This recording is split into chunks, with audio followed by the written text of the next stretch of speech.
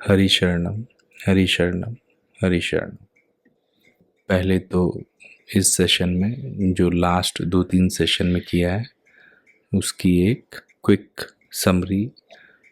एक सेशन में हमने समझा मेन कि वास्तव में दुख का क्या स्वरूप है, और दुख एक बार पता चल जाए कि हम किसी न किसी रूप में भीतर से दुखी हैं। कुछ न कुछ एक खालीपन है, एक अनसेटिस्फैक्ट्रीनेस है, कुछ अनईज है जो हम इच्छा पूर्ति से भर नहीं पा रहे, उसी को दुख कहते हैं। और वो दुख पहचान में आ जाए, समझ में आ जाए, उसको हम सुख और सुविधाओं की भी ढेर लगा के वो खालीपन को भर नहीं पा रहा है। तो दुख क्या है? एक तरह से मन में जो अस्वाभाविकता है वो दुख है, वो विकार है, वो एक विकृति आ गई है। जैसे दांतों में कोई तिनका फंस जाए तो उसकी निकालने की कोशिश होती रहती है, वो अस्वाभाविकता है, अननेचुरल है। तो इस तरह से हमने थोड़ा दुख को समझने की कोशिश की। दूसरी, कई बार हम जो दुख को पहचान नहीं पा रहे हैं तो एक इस तरफ ध्यान ले जाया गया कि हम ऊपर से भले ही बड़े हैप्पी गो लकी मूड में जान पड़े, लेकिन भीतर भीतर कई प्रकार की चीज़ों पे हम पर्दा डालते रहते हैं, रिप्रेस करते रहते हैं, या फिर कई बार हमें पता ही नहीं चल रहा है प्रॉब्लम क्या है। तो उसका कारण क्या है? इस पर हमने चिंतन मनन किया कि उसका कारण है बेहोशी, अनअवेयर लिविंग, या कोई एक बिजीनेस में समय गुजरता जा रहा है, होश ही नहीं है कि कहाँ जा रहा है, कैसे हो रहा है, लाइफ किधर जा रही है। अनअवेयरनेस है, बेहोशी है, बदहोशी है, एक भुलक्कड़पन है, जिसके कारण हमें जो कुछ अनीज या जो कुछ भी दुख उदासी कभी कभार महसूस भी होती है तो उसके लिए भी फुर्सत नहीं है। तो भीतर जो मन महसूस कर रहा है वो सब इकट्ठा होते जाता है, दब जाता है। तो मन दो भाग में हो जाता है, एक अचेतन और एक चेतन। तो चेतन वाला है और अचेतन के बीच में बाउंड्रीज हैं, भीतर का दुख हमें महसूस नहीं होता है। तो ये इसमें मुख्य चीज़ क्या हुई? बेहोशी। तो एक और हमने लिया सामर्थ्य के ऊपर, जिसमें हमने सामर्थ्य के ऊपर गहराई से चिंतन मनन किया कि सामर्थ्य वास्तव में है क्या, अंदर की शक्ति से हम क्या समझते हैं, मनोबल या आत्मबल क्या है, उसे कैसे पहचानें और उसे कैसे बढ़ाएं। तो इन सब बातों पे चिंतन हुआ। और जितना जितना हमारे भीतर सामर्थ्य का विकास होता जाता है उतना उतना हम सुख और दुख को सहने में कुशल हो जाते हैं। लाइफ कूल हो जाती है, समता से भर जाती है।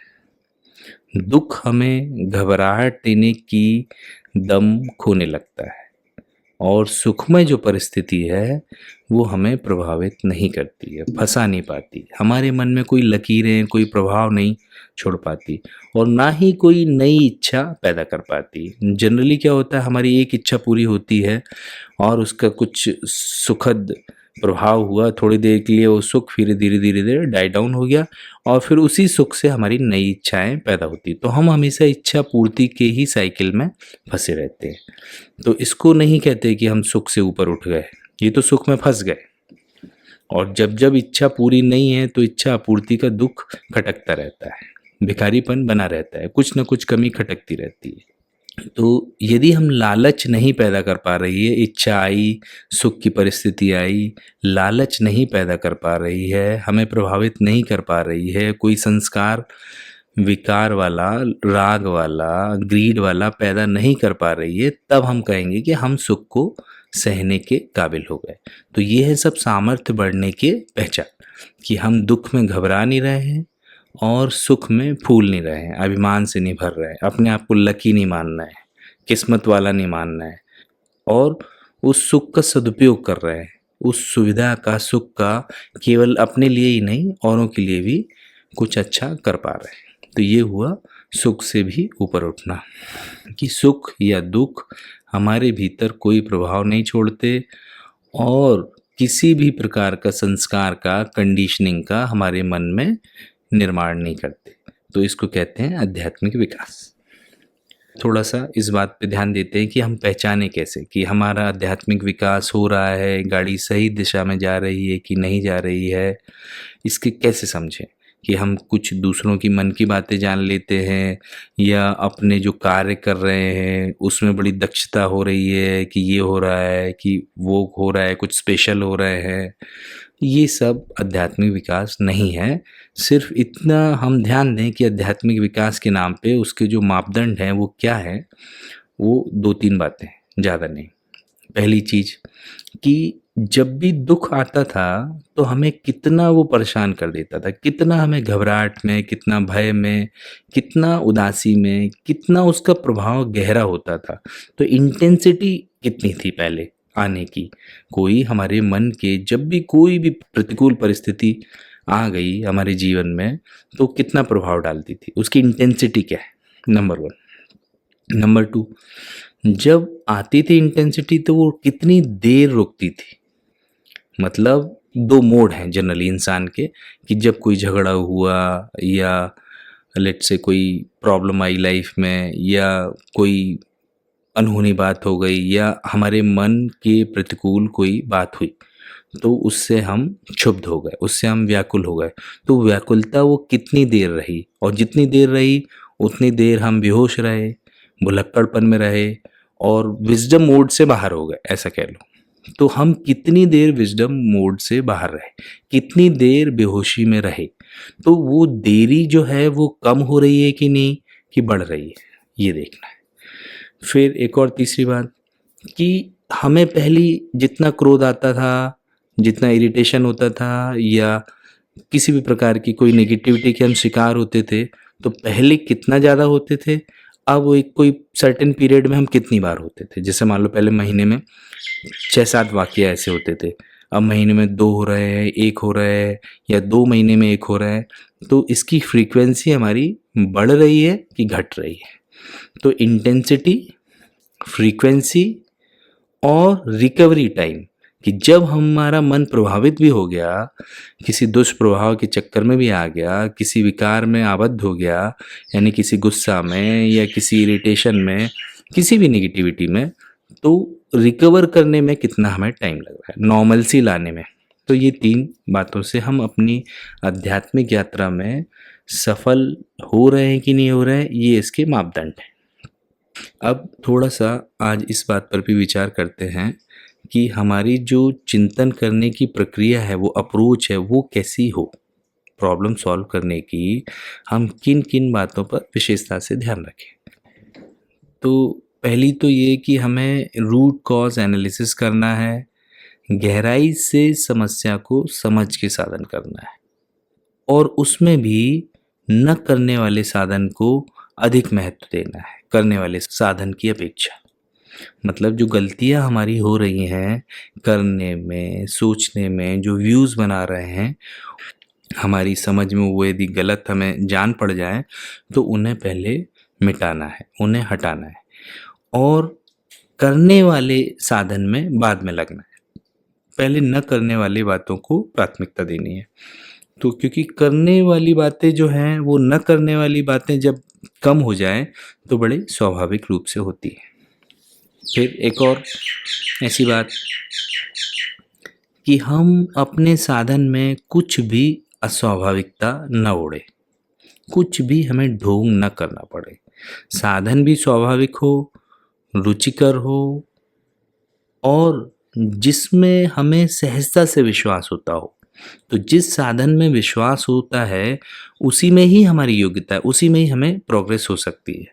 और जिस साधन में हमारे विवेक का ही विरोध है, हमें ही नहीं समझ में आ रहा है और हमें लग रहा है कि इससे कैसे होगा, तो मतलब उसमें हमें डाउट आ रहा है, समझ में नहीं आ रहा है और हमें उसमें पूरा विश्वास नहीं कर पा रहे हैं, तो पूरी ताकत उसमें लगेगी नहीं।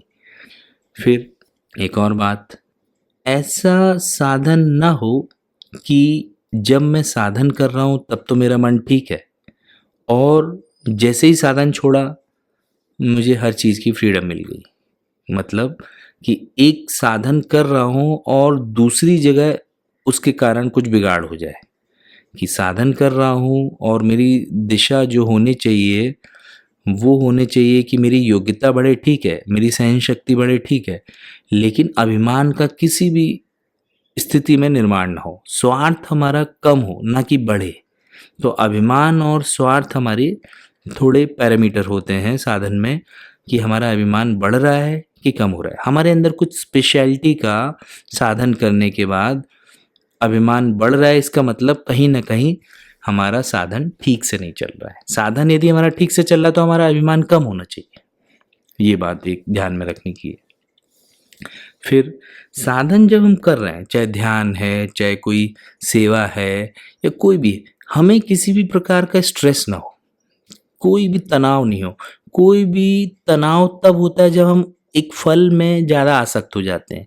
तो साधन में विशेषकर हमें क्या है कि साधन हम कर ही इस हिसाब से रहे हैं कि हम अपने मन को शुद्ध कर रहे हैं। शुद्ध यानी थोड़ा निष्काम, निस्वार्थ ढंग से, निरभिमान ढंग से काम कर रहे हैं, जिसमें कि हम फल पे दृष्टि नहीं रख रहे हैं, हम करने के तरीके पे ज़्यादा ध्यान दे रहे हैं, प्रोसेस पे हमारा ध्यान ज़्यादा हो, रिजल्ट में नहीं।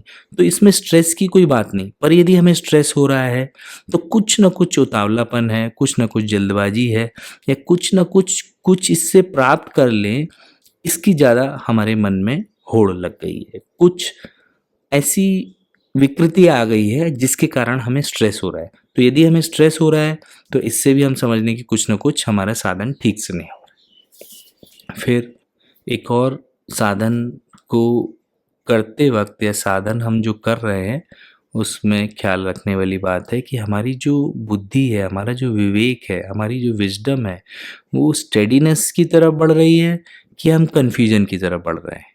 तो यदि विजडम हमारी स्टडी हो रही है तो हमारा साधन ठीक चल रहा है, और हमारी इच्छाओं की पूर्ति हो रही है तब हम प्रसन्न हैं, इच्छाओं की पूर्ति नहीं हो रही है तब हम दुखी हो जा रहे हैं, तो ये समझ लें कि ये बहुत बड़ी गड़बड़ है, कुछ ना कुछ चक्कर में फंस गए।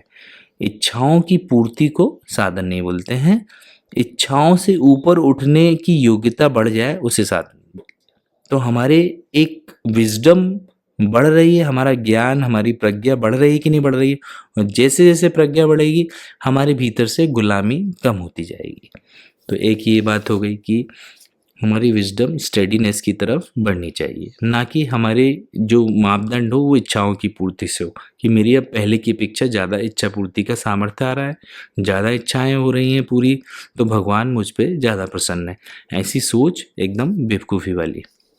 अब चिंतन मनन करने की जो प्रक्रिया है, इसमें भी एक बात बड़ी विशेषता से ध्यान देने की है कि हम जो भी समस्या पे विचार कर रहे हैं, आरसीए कर रहे हैं, इसमें हमें देखना है कि हम बहुत सोचना नहीं है इसमें, कि सोच रहे हैं तो सोचते ही जा रहे हैं, सोचते ही जा रहे हैं और ओवर थिंकिंग हो रही है।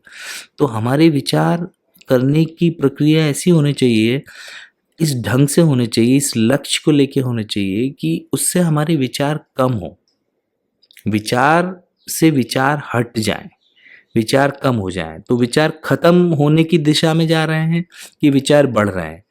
तो विचारों की स्पीड जितनी बढ़ेगी उतना हम विचार ठीक से नहीं कर रहे हैं। तो ठीक से विचार कर रहे हैं ये कैसे समझें, कि हमारे विचार में थोड़े से गैप्स बढ़ने चाहिए, सुलझाव की तरफ होने चाहिए, उलझाव की तरफ नहीं, ओवर थिंकिंग नहीं, थोड़ा thinking plus non thinking awareness जैसी गाड़ी चलनी चाहिए। तो जितने इतने विचार हमारे संभलते जाए, तो सिंपल एक डेफिनेशन रखें कि विचार है कि अविचार है। विचार करने की प्रक्रिया ठीक है तो हमारे विचार कम होते जाएंगे, विचारों से ऊपर उठते जाएंगे, विचारों को कंट्रोल करने की ताकत अपने आप में आती जाएगी, मन को वश करने की ताकत बढ़ती जाएगी। और अविचार है तो चंचलता बढ़ती जाएगी, ओवर थिंकिंग बढ़ती जाएगी। तो आज के सेशन में एक और बात लेते हैं और फिर उसके बाद कंक्लूड करते हैं। हमारे हाथ में क्या है, साधन, प्रोसेस।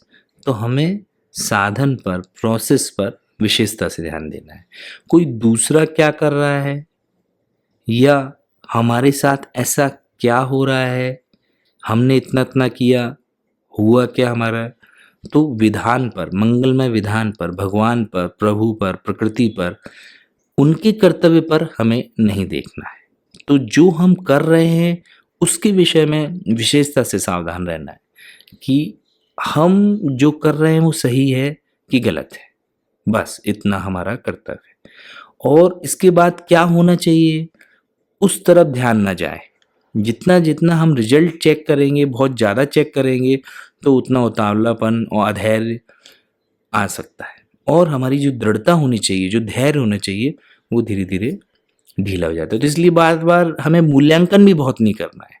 ये चीज़ें बस एक ओवरऑल समझ बढ़ाने के लिए जो आज का कई पॉइंट्स में हमने डिस्कस किया, चिंतन किया, इससे एक समझते रहें कि हमारे आध्यात्मिक प्रगति के मापदंड क्या है, दिशा क्या है, एक्सपेक्ट क्या करना है, क्या नहीं करना है, और साथ ही साथ कैसा एटीट्यूड हमें रखना है करने वाले साधनों में और न करने वाले साधनों में, इन दोनों में।